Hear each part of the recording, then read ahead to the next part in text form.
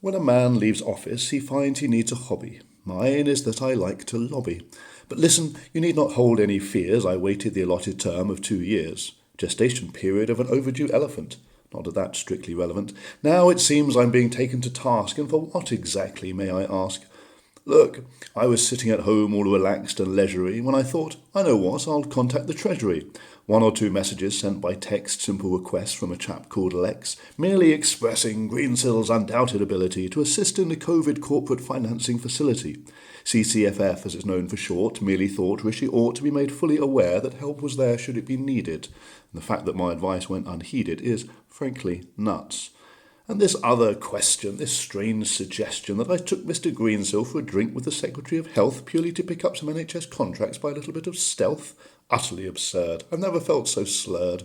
From the outside, perhaps the lines may look a little blurred, but you clearly haven't heard that it was I, David Cameron, ex-PM, who all the way back in 2010 made absolutely clear that my one great fear was that lobbying was the next big scandal waiting to happen. And I proved myself absolutely right. Has the thought really never occurred that I was simply being as good as my word? All right, I admit I should have used official channel, above-board communiques and all that flannel. I should have shunned the shady shenanigans I claim once to abhor and done things by the letter, trusted the muscle of the law. But last time I tried to flex it, we ended up with bloody Brexit. You can't both have your cake and eat it.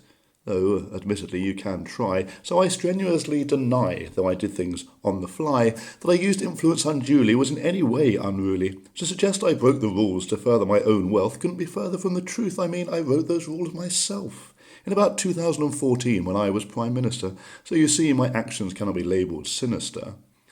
And while I'm on air, it seems only fair that I mention Tony Blair.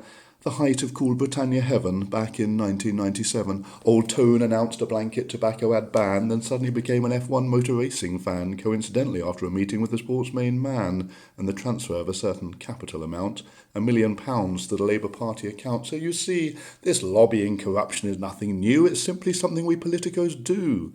But of course, lessons must be learned. And if in the process I have somehow earned a little extra money, I see nothing funny. That is merely part of the trade, a collateral price that has been paid, so any lingering public fears can be finally allayed.